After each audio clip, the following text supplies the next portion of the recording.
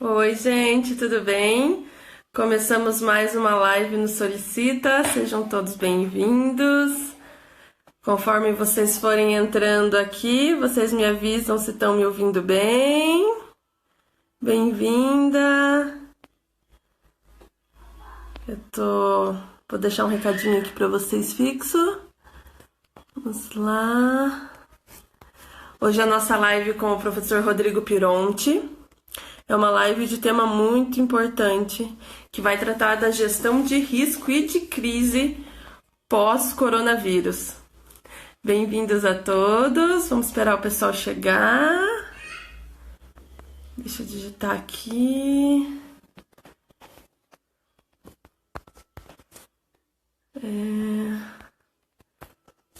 Logo o professor está com a gente.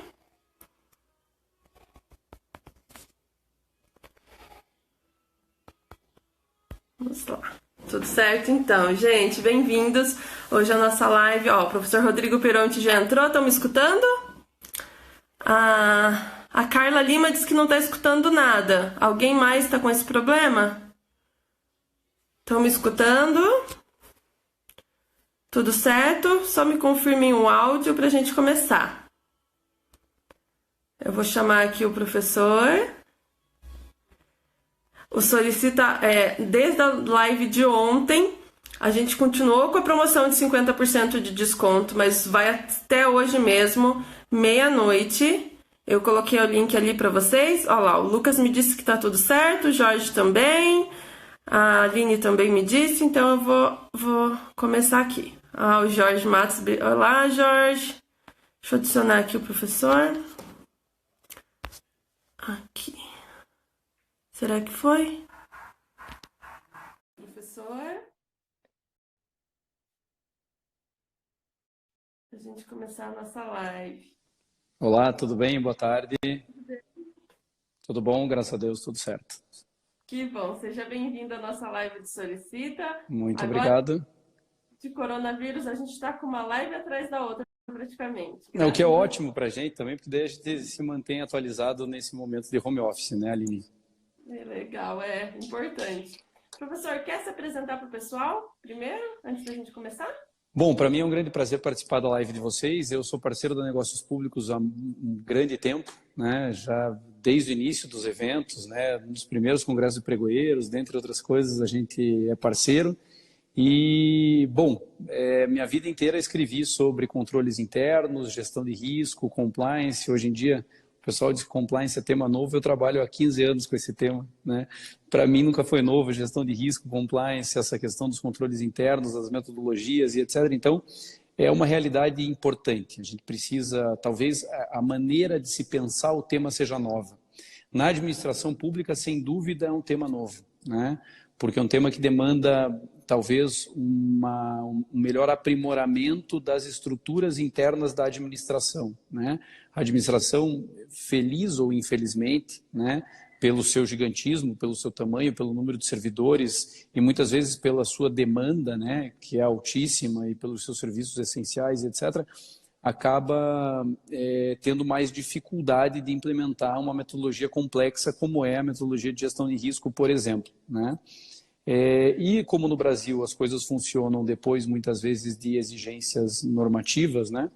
A Lei 13.303 veio trazer para as estatais essa nova realidade da matriz de risco, né? Essa exigência da matriz de risco. A IN5 de 2017 já trouxe isso na questão da terceirização dos serviços, e hoje, de alguma forma, você já tem muito mais facilitada o tratamento desse tema de gestão de risco. Mas eu ainda acho que ele é muito tímido na legislação brasileira, né? O próprio projeto de lei, de nova lei de licitações, trata disso no âmbito dos contratos para falar da matriz de risco, principalmente ou obrigatoriamente para as obras de contratação integrada e semi-integrada, mais ou menos como acontece na 13.303.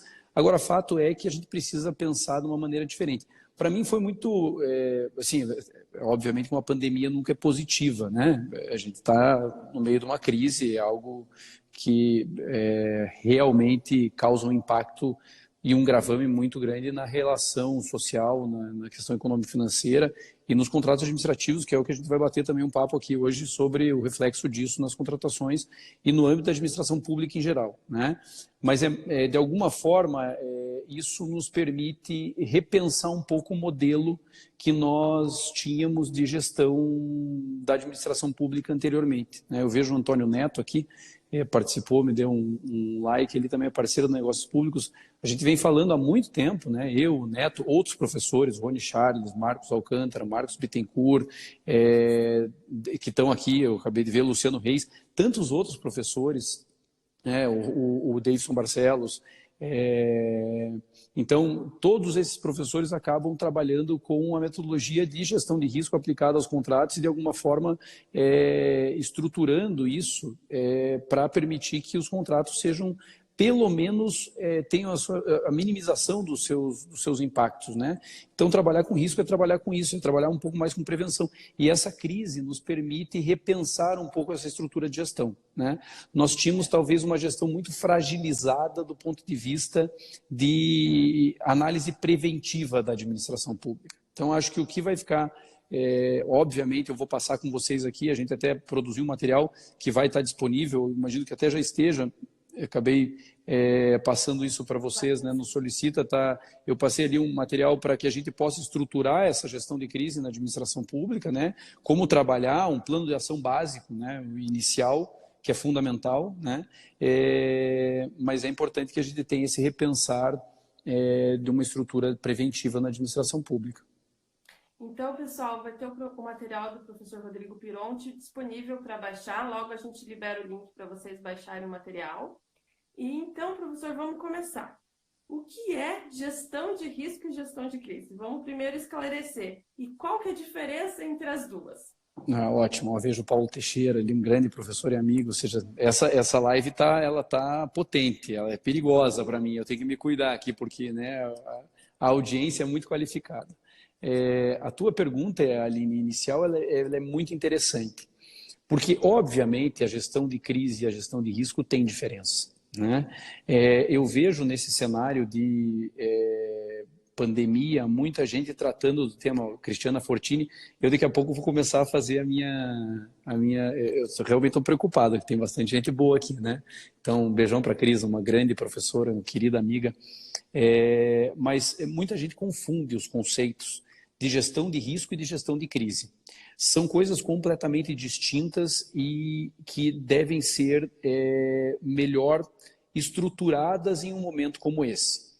Qual é a diferença básica de gestão de risco e de gestão de crise?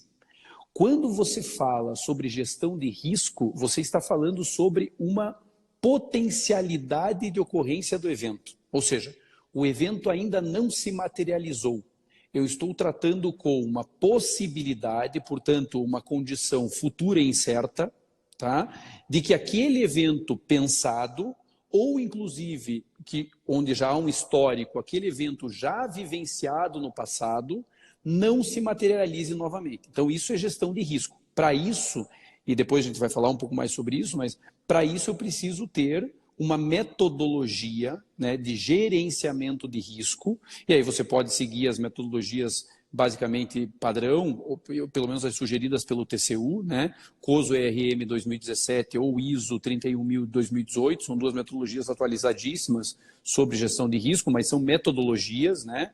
Portanto, são conceitos gerais, tá? Para fazer a tua estrutura básica de pensar o evento, qual foi a causa que deu origem a esse evento, qual é a consequência que esse evento vai trazer caso ele se materialize, e aí estabelecer os teus planos de contingência caso ele se materialize e preventivos para não se materializar. Portanto, eu trabalho muito, e lá no escritório a gente sempre quando estrutura planejamento de gestão de risco ou estruturas práticas de gestão de risco na administração pública, a gente sempre trabalha com este conceito. Gestão de risco é gestão. Portanto, realizar uma reestruturação do modelo de gestão existente, que deixa de ser aquele modelo que apaga muitos incêndios e que é mais repressivo, que atua, portanto, a posteriori, que atua depois do evento, e passa a ser muito mais preventivo, né? Isso a gente vê, por exemplo, no contrato das estatais, e em alguns contratos nos estados, onde há exigência, por exemplo, de compliance, gestão de risco, como obrigatoriedade para contratar com a administração ou depois de firmado o contrato, a gente vê que já há essa nova metodologia, essa nova realidade de gestão, uma gestão muito preventiva. Então, gestão de risco é isso. Gestão de risco é trabalhar com eventos futuros e incertos para que estes eventos futuros e incertos não se materializem. Ah, mas e se eles se materializarem? Bom, se eles se materializarem, nós temos aí uma outra situação a ser verificada. Precisamos gerenciar uma crise ou não? Porque nem todo evento materializado gera necessariamente um gerenciamento de crise. O gerenciamento de crise, ele só vai ser estabelecido, e essa é uma teoria, até tem um texto meu no próprio Solicita sobre isso, né?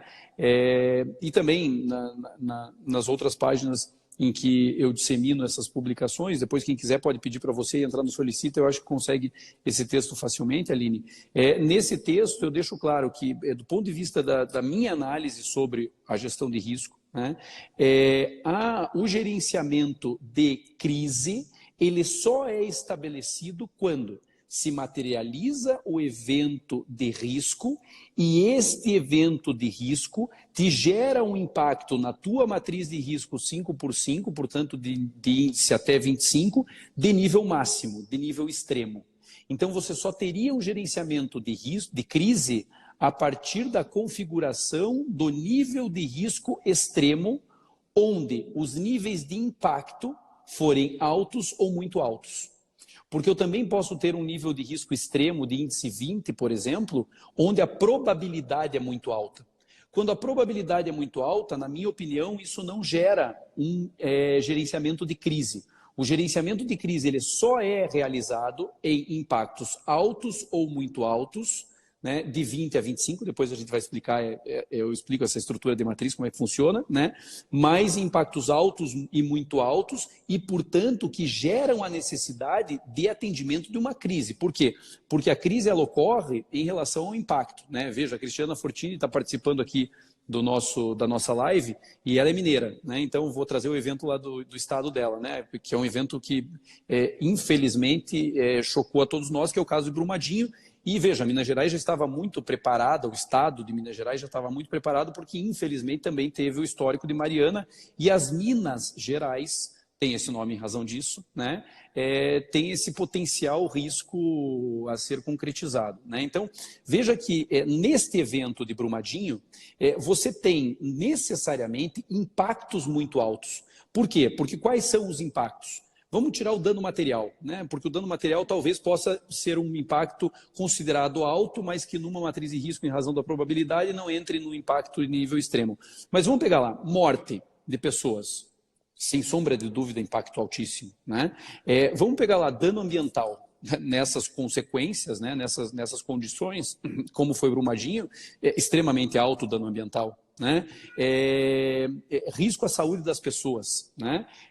Extremamente alto. Então, todos esses impactos pensados, se concretizados, vão ter que necessariamente estabelecer um gerenciamento de crise. Eu sou muito amigo do Rodrigo Fontenelle, que tem, na minha opinião, um dos livros mais brilhantes sobre gerenciamento de risco do Brasil. Ele é controlador geral hoje do estado de Minas Gerais, né? E numa das palestras que nós dividimos, ele me falou sobre como foi a atuação do governo do estado. Foi imediata e que deu conta de resolver todas essas questões, porque havia um plano de gerenciamento de crise. Veja, o Raul Siqueira, que inclusive é pró-ética no Brasil, controlador do estado do Paraná, também está nos assistindo, fico muito feliz. Então, se você tem um gerenciamento de crise, você consegue dar vazão a estes eventos de impacto alto e muito alto, que geram um nível de risco extremo e que precisam ser observados. Isso vai fazer com que nós tenhamos a ativação da crise, que é outra coisa daí, Aline. Então, veja, para responder a tua pergunta, para você ver como uma pergunta simples de uma frase gera toda uma discussão. Então, o gerenciamento de risco é diferente do gerenciamento de crise? Sem dúvida, o gerenciamento de risco trabalha com gestão global de um evento futuro incerto que nós não queremos que se materialize. Todos os eventos podem se materializar. Numa matriz de risco, vamos imaginar, nós temos 100 eventos. Dos 100 eventos, vamos imaginar que 50 se materializem. Né? Não conseguimos evitar 50 eventos de risco. Ótimo. Vamos partir, então, para a análise dos planos de contingência. Para esses planos de contingência, nós vamos na nossa matriz e vemos quais são os riscos que se materializaram que estão em níveis extremos. Desses 50, são 5. E quais desses de nível extremo têm impacto alto e muito alto? Destes 5, né, tem impacto muito alto ou alto, 3. Então, estes 3 é que vão passar para um outro nível e gerar um plano de gerenciamento de crise, que aí é um pouco do material que eu elaborei, e nós vamos ainda nesses eventos verificar se a crise vai ser ativada ou não. Porque vamos pensar no Covid-19. O gerenciamento da crise, que é o gerenciamento de crise já foi ativado ou não? Na minha opinião, no Brasil, o gerenciamento de crise não foi ativado ainda. Muito embora alguns estados tenham um direcionamento isolado sobre a crise do Covid, né, nós ainda temos eu diria, um relacionamento social livre. Né? Nós ainda não tivemos, nós tivemos uma regulação, essa regulação foi uma regulação que inclusive nós lá discutimos em vários grupos até onde o poder público pode intervir né, até onde o poder de polícia vai, etc. e tal, mas independentemente desse tema, né, porque não é o tema da nossa discussão, fato é, na minha opinião, o gerenciamento de crises ainda sequer nos contratos administrativos foi imaginado, porque a gente ainda não viu o reflexo dessa crise nos contratos. Então, o que vai acontecer é que uma crise institucional, nesse caso uma pandemia global, né, vai gerar um reflexo contratual futuro e incerto, que se você não tem matriz, se preocupe, porque se a tua matriz sequer prevê um plano de continuidade, você vai ter que apagar um incêndio, então você vai ter que esperar esse incêndio, e a partir daí nós vamos pensar em como estruturar um plano de gerenciamento de crise para aquele contrato. Mas vamos pensar o seguinte, para quais contratos eu ativo a crise? Vamos imaginar que de todos os contratos que a administração tenha, você tenha lá 20 contratos que tenham gerado uma crise contratual importante e que gerem reflexos na estrutura da administração, serviços essenciais e outros serviços. Né? Quais deles eu ativo? Então eu preciso ter dentro do meu plano de gerenciamento de crise os níveis de ativação da crise. Porque, veja, eu vejo aqui, né, Raul, Cristiana, Marcos, vários outros professores, né, Felipe e tal, todos esses professores que já participaram de estruturas da administração pública sabem o seguinte, né? Cristiana, por exemplo, foi controladora, Raul é controlador e tal. A controladoria do Estado, do município, etc., é limitada em número de servidores. Eu não tenho como dar vazão a 20 crises ao mesmo tempo, porque eu não tenho servidor suficiente, ainda que eu trabalhe 24 horas, então eu vou ter que priorizar. Então a gestão de crise é, como a gestão de risco, uma priorização constante da atividade da administração. E aí eu preciso ter níveis de ativação de crise. Né? Todos esses modelos, inclusive a minha palestra no Congresso de Pregoeiros desse ano seria justamente sobre isso, né? Sobre essa modelagem. Então, a gente prorrogou isso para o segundo semestre, mas vamos conversar sobre isso lá no Congresso de Pregoeiros. Né? Mas fato que eu preciso ter esses níveis de ativação. Né? E aí eu tenho que, dentro dos níveis de ativação, ver qual é o nível da crise. Então, a depender do nível de crise, né, de impacto e de condições de resolver, é que eu vou gerenciá-la primeiro ou não em relação às várias crises que foram. E aí a gente chama novamente Brumadinho. Né? Brumadinho, você teve várias crises que se sucederam em um único evento. Né? Então você teve crise na saúde pública, crise ambiental, crise econômica, né, da região, uma crise social. Então você tem todas essas crises. Quais atender de forma prioritária? Né? Então isso é fundamental. Então, Aline, a tua pergunta de uma frase, se eu conseguir responder aí, eu fico feliz. Acho que é isso. A professora até respondeu um pouco da segunda pergunta, que seria: quais os impactos desta pandemia de coronavírus na gestão de crise e de riscos nos contratos administrativos? Ótimo. Então, essa excelente pergunta. Eu, na verdade, acho que a gente sequer pode ainda imaginar os impactos que esta crise do Covid pode ter nos contratos. O que eu posso te dizer, e aí de uma forma muito concreta, a gente já sabe que o poder público está tomando algumas iniciativas, inclusive tem um projeto de lei votado hoje, o 1179 de 2020, né, do senador Anastasia, senador mineiro, que dentre tantas outras coisas também estabeleceu o que é ou não a força maior, né, ou a imprevisibilidade, dizendo o seguinte, ó, aumento de tributo, aumento de inflação, dentre outras, não é imprevisibilidade. Não Bom, então veja, se isso não é imprevisibilidade, eu não posso pedir revisão. Quem disse? Né? Porque, veja, lá no artigo 65, isso segundo a linha D, você tem que fatos imprevisíveis ou previsíveis e de consequências incalculáveis. Então, qual foi a consequência daquele fato imprevisível que, inclusive hoje, né, obviamente que esse projeto depende de aprovação, foi votado no Senado hoje, mas depende de aprovação na Câmara e tudo, projeto 1179 de 2020, mas quais são essas consequências nestes contratos e, em razão disso, qual é a imprevisibilidade desses eventos para aquele contrato e qual é a consequência disso? Ela é calculável ou ela é incalculável? Então, tudo isso, na verdade, gera uma discussão, um debate jurídico muito forte.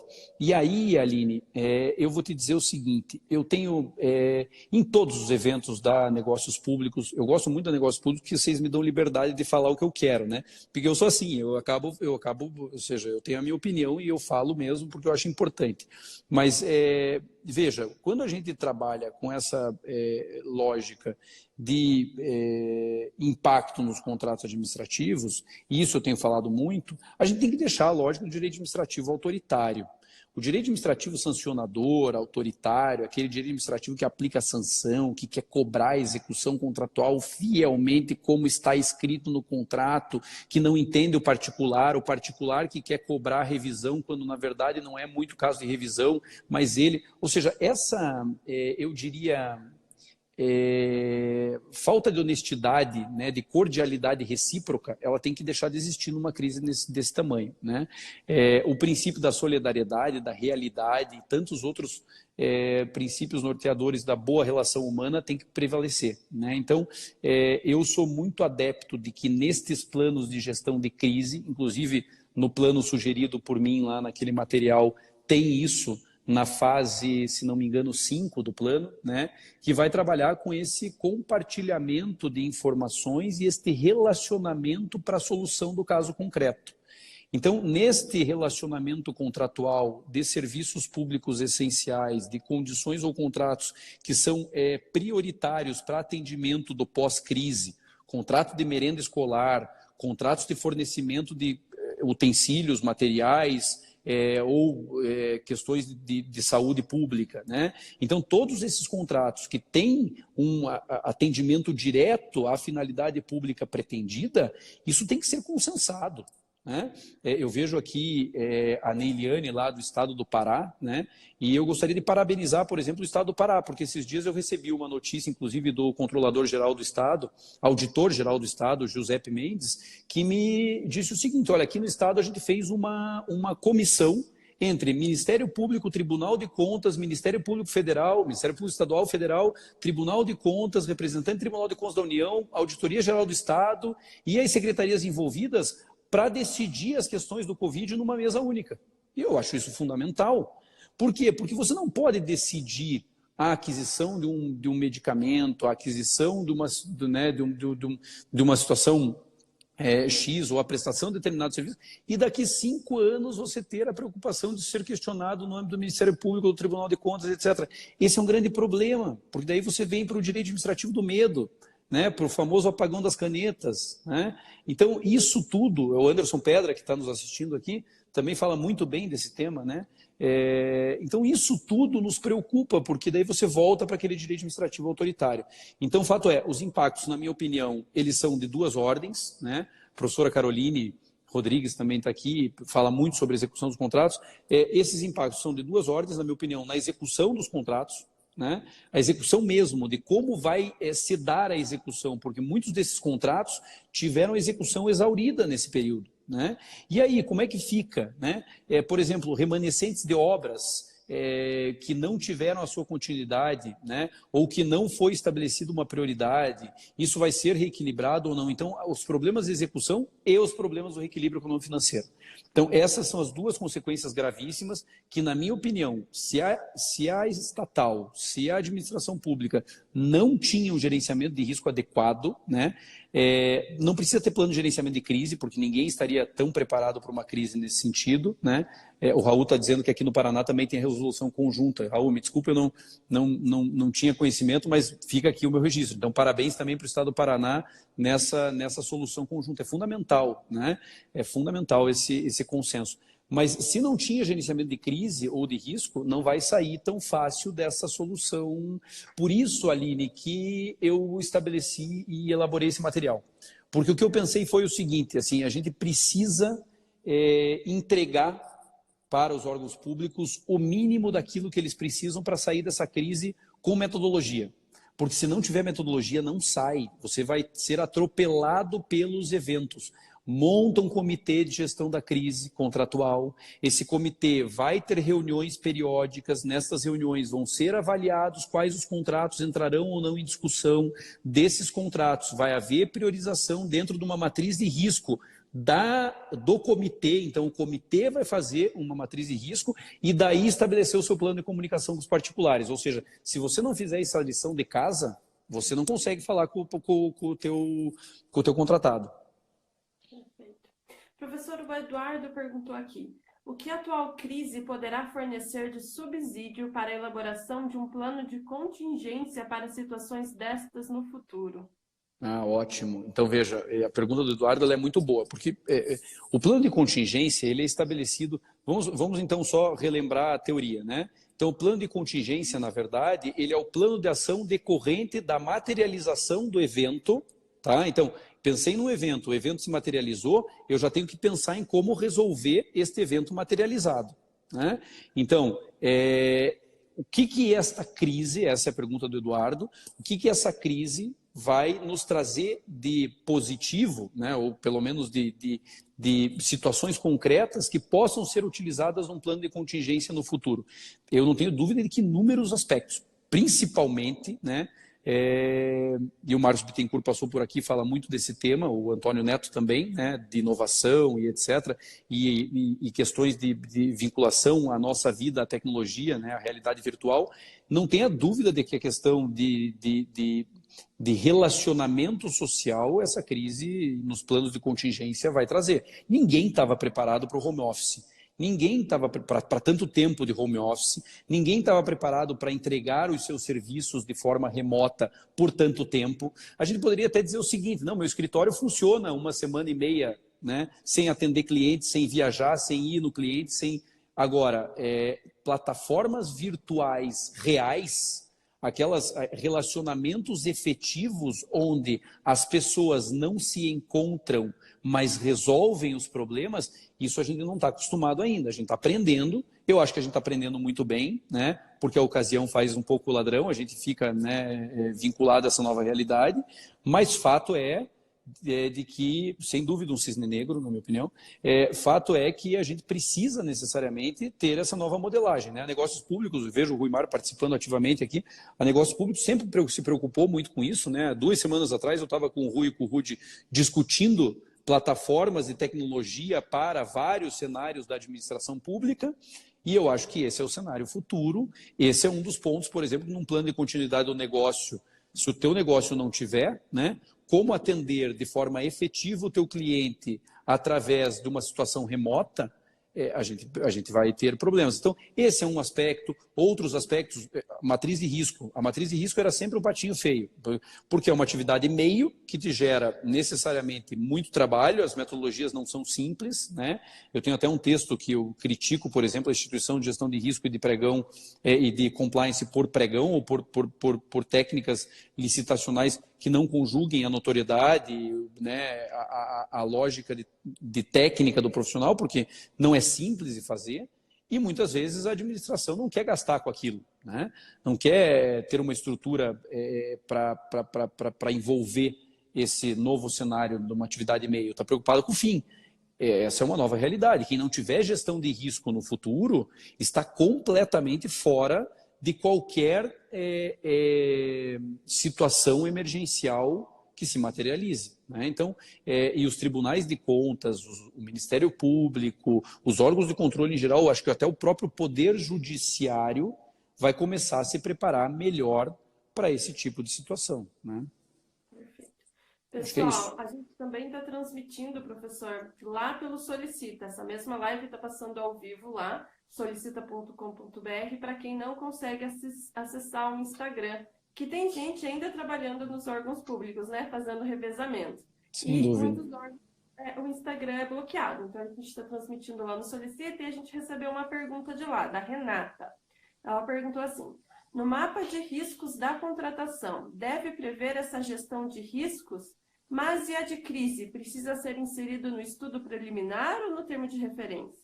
Ótima pergunta. Não, veja, o gerenciamento de risco ele deve ser inserido, sem sombra de dúvida, nas contratações públicas. Hoje, a única exigência legal que nós temos, né, é do mapa de risco na IN5 e da matriz de risco em obras de contratação integrada e semi-integrada da Lei 13.303. Então, eu tenho que ter a matriz de risco, né, no meu planejamento e como um anexo do meu edital, para dizer para o meu particular, se esse risco, para o meu contratado, se esse risco se materializar, quem é que vai ser o responsável pela solução desse risco no futuro? Então, neste sentido, eu tenho essa obrigatoriedade.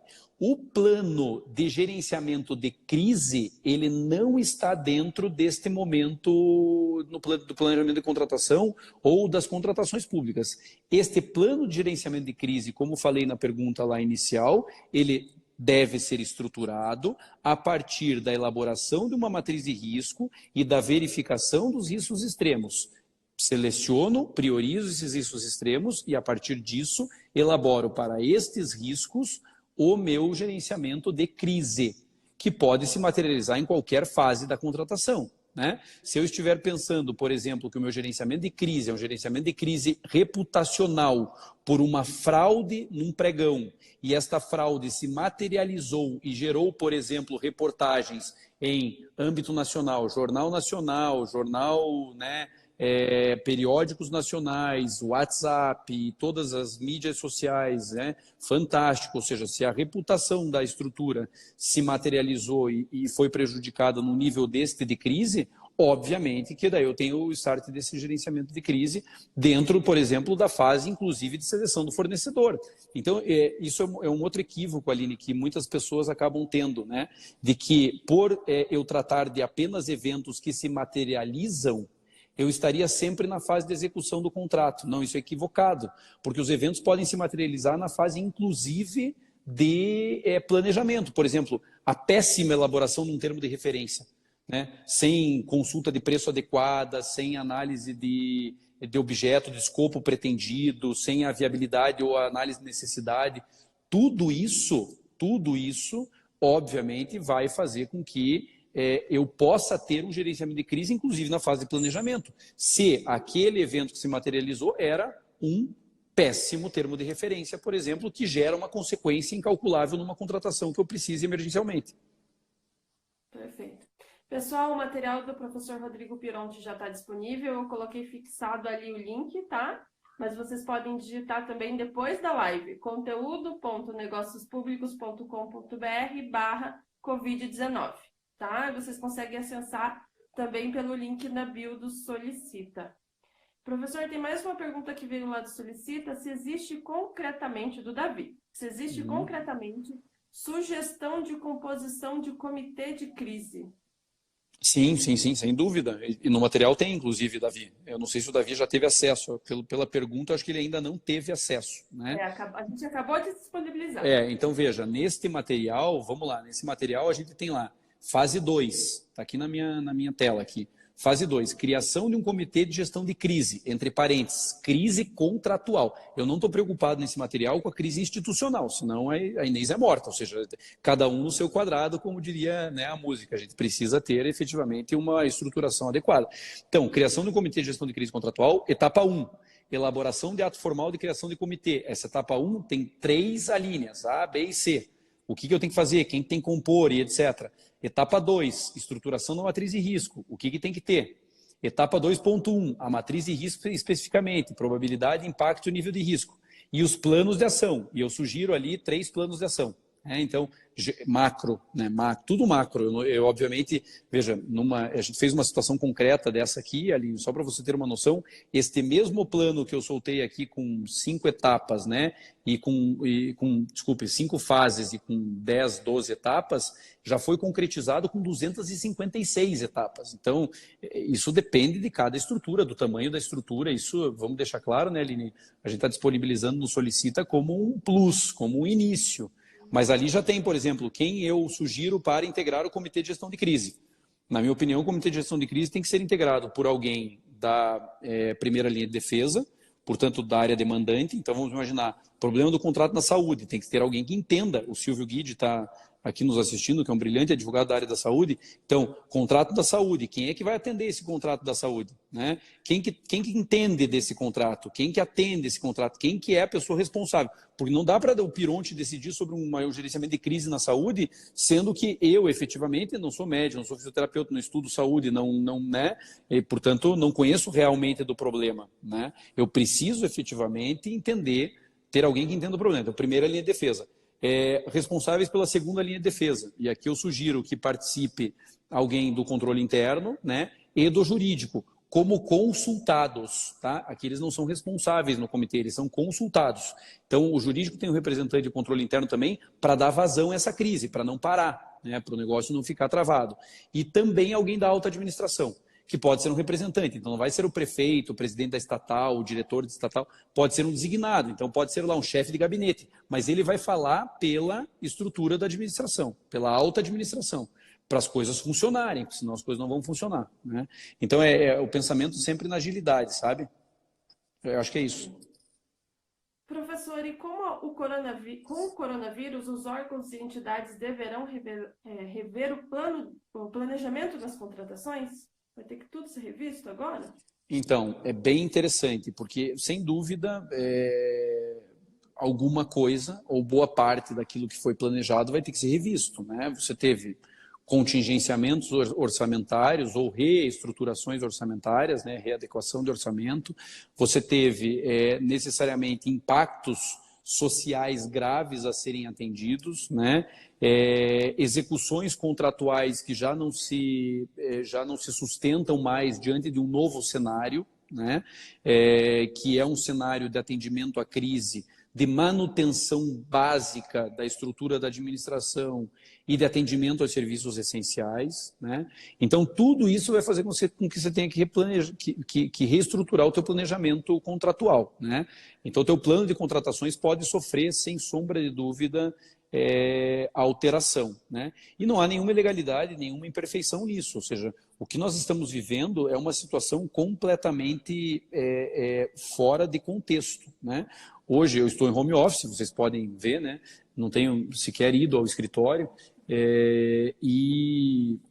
a gente se reestruturou dessa forma e estava hoje com os meus filhos brincando no parquinho pela manhã, porque eu tenho que ter 1 hora com eles, senão eles destroem a casa inteira, né? E eu estava brincando com eles no parquinho e tinha um vizinho do primeiro andar conversando comigo e ele falou o seguinte: você viu a informação? Ele tem muita fake news e etc e tal, mas nesse eu acredito porque ele é uma pessoa que ele vai atrás. Você viu a informação de que as escolas só vão voltar em agosto? E aí eu pensei, agosto? A gente está em abril. Como é que as escolas só vão voltar em agosto? O que eu quero dizer com isso? Sendo verdade ou não, a gente não sabe o que vai acontecer daqui a 1 semana. Eu não acredito realmente. Pelo que a gente vem assistindo no mundo, eu imagino que em junho, julho, essa é a minha percepção, né, tudo já vai estar perfeitamente estruturado, com a vida social em movimento. Né? Porque o Marcos Bittencourt, até esses dias eu estava conversando com ele, porque a gente tomava muito café, e a gente teve que tomar cafés virtuais. Eu falei, Marcos, escuta, quando é que nós vamos tomar café de novo? E ele falou o seguinte, Rodrigo, eu vou te falar uma coisa, eu espero que logo, e eu acho que vai ser logo, porque nunca a comunidade internacional esteve voltada para um único inimigo só.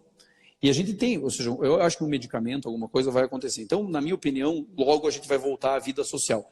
Mas fato é, as pessoas já não sabem mais o que pensar nessa crise, né? A gente está vivendo uma nova realidade. Então, o que eu te digo? Certamente a gente vai ter que replanejar toda a estrutura da administração, estes contratos, para ver o que vai sobrar depois dessa peneira, né, do Covid-19. E a matriz de risco, nesse caso, é essencial, né, professor? Sem dúvida, sem dúvida. Por quê? Porque você precisa de uma metodologia. Hã? E como montar uma, então? Então, a pergunta é ótima. Sem dúvida, a matriz de risco ela é essencial. E por que ela é essencial? Porque eu preciso de uma metodologia. E essa metodologia ela só me é dada pelo gerenciamento de risco. Não adianta ser qualquer matriz. Tem que ser uma matriz de risco com metodologias balizadas, né? Metodologias internacionais. O próprio TCU sugere no referencial básico de gestão de risco e outros, né? O Supremo Tribunal Federal e outras estruturas sugerem nos seus referenciais ISO 31000 e COSO 2017 ERM, né? Que vão trabalhar com uma metodologia adequada para satisfazer esse risco. Mas por que isso é fundamental? Porque eu preciso realmente ter um mapa, uma matriz. O mapa é o registro do risco, né? Da IN5. Ter uma matriz. E, principalmente, se eu não tiver uma matriz, eu não tenho a consequência dessa matriz, que é o plano de continuidade do meu negócio. Tem um artigo que eu escrevi, que também está no Solicita,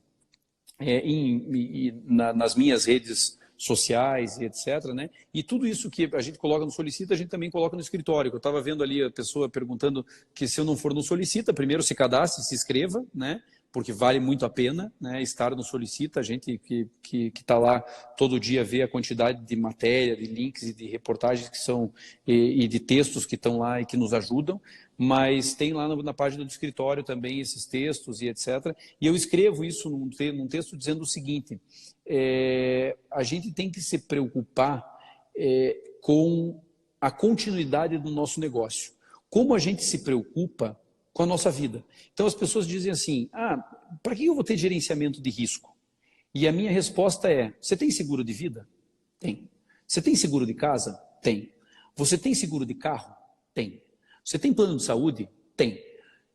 Você tem previdência privada? Tem. Você tem tudo isso na tua vida pessoal. Por quê? Porque você quer que, se um dia você bater o carro, você não sabe se vai bater, e não sabe se quando você bater, o valor da tua franquia, que normalmente é alto, vai cobrir aquela lanterna, mas você tem. Por quê? Porque você quer que, quando você bata, se o valor for muito alto, você não seja surpreendido, você está se prevenindo. Então, você é coerente com a tua vida pessoal e não é coerente com o teu negócio. É isso que me assusta.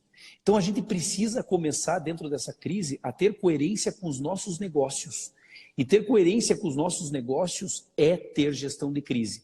Então, Aline, a tua pergunta ela é excepcional de que, por que eu ter gestão de crise? Porque se eu não tiver gestão de risco. Porque se eu não tiver gestão de risco, eu não estou sendo coerente. E não é coerente com o meu negócio. É coerente com o interesse público que eu, quando servidor, quando aprovado em concurso público, jurei defender.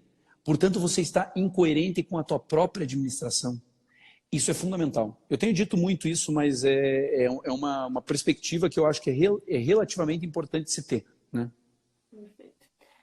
Tainá, não são somente assinantes que têm acesso ao material, basta acessar o link lá e baixar, está liberado para todo mundo. Mas se você assinar, você tem hoje, até meia-noite, tem 50% de desconto no Solicita. A Cris perguntou aqui, professor, é uma questão recorrente lá no TCM São Paulo. Se sua participação no comitê de crise não gera algum conflito futuro quando do controle efetivo? Olha que interessante. Deve ser a Cristiane Stropa, do Tribunal de Contas do município de São Paulo. Eu acho que sim. Se ela é brilhante professora, é uma brilhante professora, amiga, querida, etc. Fico muito feliz que ela esteja participando. Muito boa a pergunta. Veja, eu não me preocupo, Cris. Eu estou imaginando que é a Cris Stropa, como você chamou de crise, eu vou chamar de Cris. Eu não me preocupo, Cris, neste momento. Veja, qual é a lógica dos tribunais, na minha opinião, portanto vou responder de forma já objetiva. Não há nenhum conflito na participação dos órgãos de controle neste comitê institucional, né, global de gerenciamento de crise. Por quê? Porque nós temos 3 tipos de controle, né, que são autorizados, inclusive nas leis orgânicas dos tribunais de contas. O controle preventivo, o controle concomitante e o controle posterior.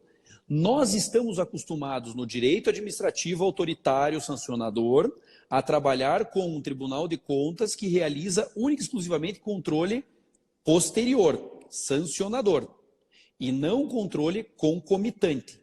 Veja, o que ele vai estar fazendo, e isso é importante, no Comitê de Gerenciamento de Crise, é acompanhando os gastos do governo, acompanhando as contratações, acompanhando, portanto, os aspectos estruturais daquele contrato, daquele negócio jurídico. Mas, e portanto, ele não está executando, ele não realiza o mérito administrativo, ele só diz o seguinte: eu estou acompanhando. Ou seja, fique tranquilo, porque o que você está fazendo parece adequado. Agora, vamos imaginar, contrato de um pregão para aquisição de... Um pregão não, desculpe, porque agora a gente está na dispensa, né, pela lei 13979. Então, uma dispensa de contratação, né, para aquisição de máscaras, ou para aquisição de álcool gel, ou para aquisição de qualquer coisa, de cadeiras para as estruturas ou para hospitais de campanha, né? Então, essa aquisição de cadeira para o hospital de campanha entrou na dispensa. O Tribunal de Contas veio e fez, dentro do Comitê de Gerenciamento de Crise, uma verificação concomitante. Daquele processo formal que ele verificou, não houve irregularidade.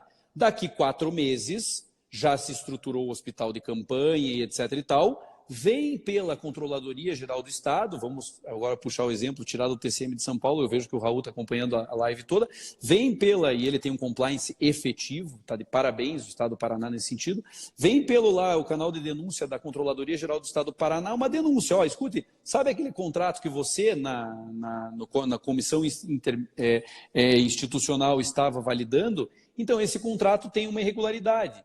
E essa irregularidade, ela é uma irregularidade em razão de uma fraude, um conluio que você não tinha como saber, tribunal. Veja, a má-fé, ela sempre vai ser... Aí entra o controle posterior. O controle concomitante, ele não é validador do mérito administrativo. Ele só diz, estou acompanhando. Ou seja, os vícios administrativos que poderiam ser cometidos... não serão. Vou te dizer por quê. Tem casos em que eu sou advogado aqui no Tribunal de Contas do Estado do Paraná ou de outros tribunais de contas, Cris, que a gente vê contratos serem anulados por vícios de nulidade que o tribunal está dizendo porque não cumpriu o requisito da lei X. Ah, depois de 5 anos de execução você vir dizer que eu não cumpri o requisito da lei? Então, por que você não acompanhou? Então, esse acompanhamento é para dizer, formalmente o contrato está ok, mas o mérito, o Tribunal de Contas não interfere. Então, o controle concomitante, ele não vincula o tribunal no mérito da decisão e nem em fraudes cometidas. Daí entra o controle posterior, mas só se for necessário. O grande problema é que o Brasil, no controle posterior, faz o que deveria fazer no preventivo, porque não tem gestão de risco, e faz o que deveria fazer no concomitante, porque não tem servidor e nem estrutura de gerenciamento de crise adequada para fazer esse controle, né? Vejo agora o Rodrigo Fontenelle, acabei de mencionar o livro dele. Hoje a gente tem vários controladores de Estado participando aqui, Aline. Também ele, como o Raul, tem um controle interno brilhante, né? Então, fico muito feliz da participação de todos. Beleza. Professor, e agora um caso prático. A Renata do Solicita perguntou, pelo Solicita, né? Em contrato em execução, o qual não foi previsto gestão de crise, como podemos tratar serviços terceirizados sem a devida execução, como apoio administrativo e limpeza?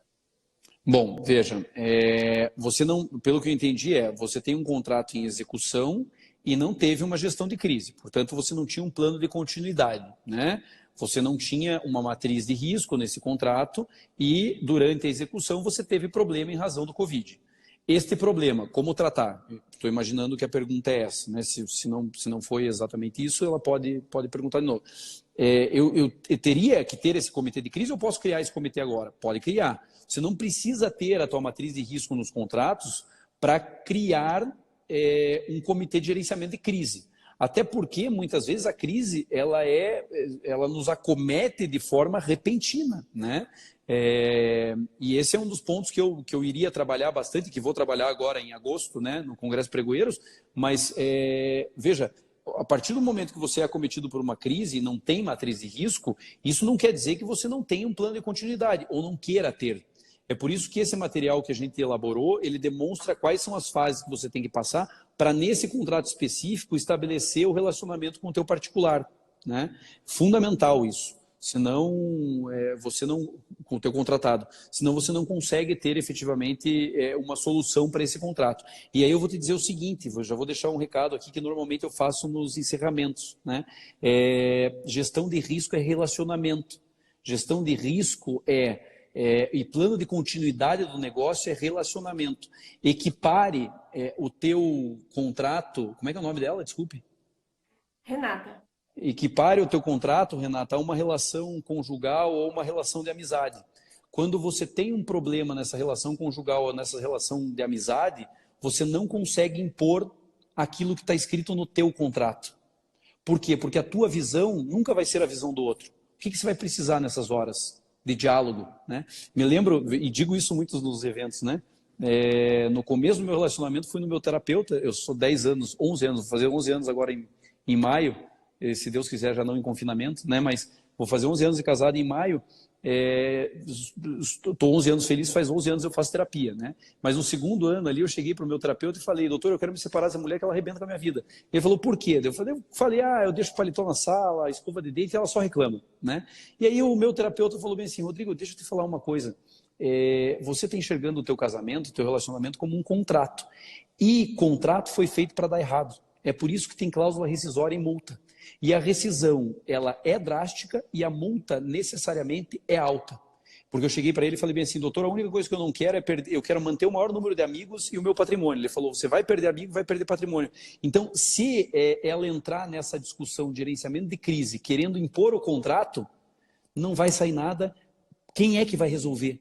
Poder Judiciário. E ir para o Poder Judiciário é não ter solução para o caso concreto. É isso que me angustia. Se a gente for pensar no Poder Judiciário para resolver todos os problemas da crise, primeiro, o Poder Judiciário não tem condições de dar resposta a tudo. Segundo, você não vai resolver nada, porque você vai ter o Poder Judiciário abarrotado em processos que já são extremamente morosos e um contrato administrativo de terceirização de serviço como esse que mencionou a Andrea, não pode esperar 6 meses para uma liminar, para conseguir reverter uma liminar no Tribunal de Justiça. Então eu preciso ter uma solução consensual. Chama o particular, senta na mesa e consensa. Rodrigo, eu não posso consensar. Quem é que diz que não pode? O ministro Benjamin Ziller, num texto que também tem meu no Solicita, em 2018 tem um acórdão brilhante dizendo não vou punir essa pregoeira por causa do princípio da realidade. Eu estou sentando no lugar dessa pregoeira, me colocando no lugar dela e não aplico penalidade nela. Porque se eu estivesse no lugar dela, o ministro Benjamin Ziller diz isso, não me lembro o nome do acórdão, mas está lá no Solicita, né, no texto. Mas ele diz isso claramente, né? Não aplico a penalidade, porque se eu me colocasse no lugar dela, eu faria a mesma coisa. Princípio da realidade, artigo 22 da Lei de Introdução às Normas do Direito Brasileiro. E qual é a realidade que nós estamos vivendo? A realidade que nós estamos vivendo é de um filme que chama Contágio, que há 8 anos atrás nós achávamos que era ficção científica. E hoje a gente está confinado na mesma ficção que nós estávamos extasiados comendo pipoca num cinema em que você poderia abraçar a pessoa do teu lado. Hoje a gente fica pensando no meu café virtual com o Marcos Bittencourt, ele falou justamente isso. Quando é que a gente vai voltar para o cinema? Você vai voltar para o cinema com álcool gel, paninho na mão. Se a pessoa sentar do teu lado, você já não vai querer mais aquela cadeira, ou seja, você vai ter um receio de tudo. Então, é fundamental que a gente repense o consenso na administração. Se a gente tiver uma administração autoritária, e isso vale, veja, Rodrigo Fontenelle, que está aqui, Raul Siqueira, que está aqui, o meu colega Giuseppe Mendes, lá do Pará, que mencionei, né, que a Neiliane está aqui, todas essas pessoas dos órgãos de controle interno e aqueles de controle externo que estão aqui, né, assistindo a live, etc. Se não tiver essa análise, que eu já vejo, todas as pessoas que comentei têm esse perfil, né, de diálogo, você não sai, né, de uma crise como essa, não sai. Daí vai separar, vai rescindir o contrato mesmo. Pessoal, eu vou só relembrar aqui os principais pontos. O material do professor Rodrigo Pironti está lá no Solicita. Olhem o link ali, não é difícil, eu acho que vocês não sei se vocês conseguem clicar no link, mas é bit.ly/solicita COVID-19. Depois é só entrar na bio do Solicita ali que vocês vão ter acesso facilmente, todo mundo pode baixar. O Solicita está com 50% de desconto na assinatura até meia-noite, pessoa física e pessoa jurídica, que é bem legal. E terça-feira que vem a gente vai ter uma Classroom exclusiva com o Jamil e com a Larissa Panco, também sobre termo de referência e projeto básico simplificado. Então, participem, vai ser exclusivo, a gente vai liberar as inscrições logo, logo. E, professora, a gente tem 1 hora de live. Depois, o Insta derruba a gente sem dó nem pena. Sim, pois é uma pena. Uma pergunta? Posso fazer considerações finais? E daí as perguntas, Claro, quem quiser, depois faz no meu Insta e etc., porque tem tanta gente boa aqui. A própria Caroline acabou de mencionar, a professora Caroline mencionou TCU, esse acordo que eu comentei é o 1628 de 2018. Tá? E tem aqui a Manuela, que faz uma ponderação que eu gostaria de terminar com isso, porque ela diz que pena que os promotores de justiça não estão escutando isso. Eu tenho tido uma felicidade muito grande de conversar no âmbito do Ministério Público com essa nova visão. E a gente pode depois mandar para eles, né, Manuela? Porque isso vai ficar lá no Solicita, vai ficar, depois eu publico também nas minhas redes sociais, a gente salva isso, e a gente pode mandar para esses promotores para eles entenderem um pouco dessa realidade. Mas eu tenho visto que boa parte dos promotores de justiça, né, membros do Ministério Público em geral, procuradores de justiça, promotores de justiça, têm essa visão de consenso, né? Ainda um pouco arraigada com também a questão da punibilidade, né, do direito administrativo autoritário, mas já há um repensar sobre essa nova estrutura, porque se está vendo que o Poder Judiciário não dá conta de responder a todas essas demandas, né?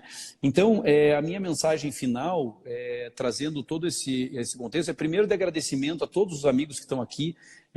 Eu vi o Rony Charles agora. O Rony Charles é uma das pessoas mais brilhantes que eu já conheci do ponto de vista técnico, científico, né, de humildade. Então, eu fico muito feliz porque a Negócios Públicos consegue juntar toda essa turma, né, que é uma turma do bem, né, de grandes professores, e o Ronaldo aqui comentando também. Então, agradecer a participação desses grandes amigos, Marcos, Caroline, Raul, Rodrigo, todos, Cris, todos esses grandes amigos, e dizer que ninguém estava preparado para essa crise.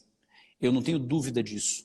Mas a gente pode, inclusive dentro da crise, se preparar para como enfrentá-la. Esses dias eu tive uma live também no Instagram, em que me perguntaram, Pironti, e como é que a gente vai fazer nessa nova estrutura, né? Quem é que estava preparado para isso?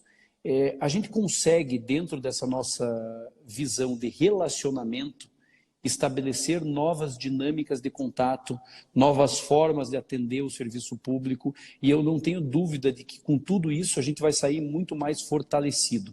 Eu gosto muito de um livro que chama Antifrágil, do Nassim Nicholas Taleb, né, que inclusive foi o amigo Marcos Bittencourt que me indicou. Esse livro, ele mostra como nós podemos crescer na crise. E eu não tenho dúvida de que, depois da primeira obra dele, que foi Cisne Negro, a antifragilidade foi imaginada, mas ele nunca pensou que nós entraríamos nesse momento de crise tão grande. E nesse livro, só para deixar a frase final, ele diz o seguinte: nós precisamos ser Hidra, que é aquele monstro do lago de Lerna, que quando se corta uma cabeça, nascem duas no lugar. Nós não podemos nem ser Damocles, que estava naquele banquete maravilhoso, que era um adulador de Dionísio III, e que foi ofertado um banquete e que tinha sobre a sua cabeça uma espada presa sobre uma crina de cavalo, que obviamente se rompe e corta o pescoço, e vocês sabem a foto do banquete de Damocles. E nem Fênix, que renasce das próprias cinzas da mesma forma como morreu. Portanto, se nós fomos acometidos por essa grande pandemia, vamos tentar sair dela muito melhores do que entramos. Eu fico muito feliz, portanto, com o convite da Negócios Públicos, com o teu convite ali, com as tuas perguntas, com a ponderação de todos que aqui estavam, e dizer que o nome do livro é Antifrágil, Manu. Manu é uma querida amiga. O Rui conhece bem também esse livro.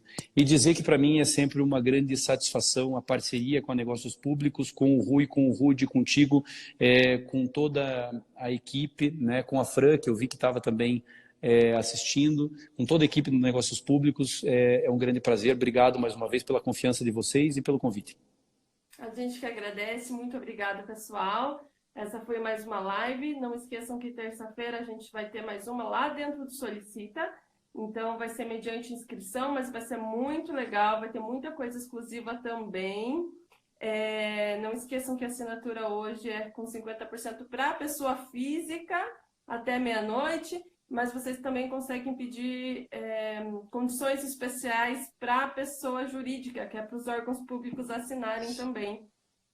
Que eu, inclusive, indico que os gestores assinem para os seus pregoeiros, para a sua equipe, se manter sempre muito informada, porque o Solicita é conteúdo o tempo todo. Obrigada, viu, professor? Foi ótima a live, todo mundo adorou. Que bom, fico feliz. Eu também adorei. Um abraço, até a próxima. Tchau, Fiquem em casa. 10 segundos restantes. Fiquem em casa. Tchau. Exatamente. Tchau.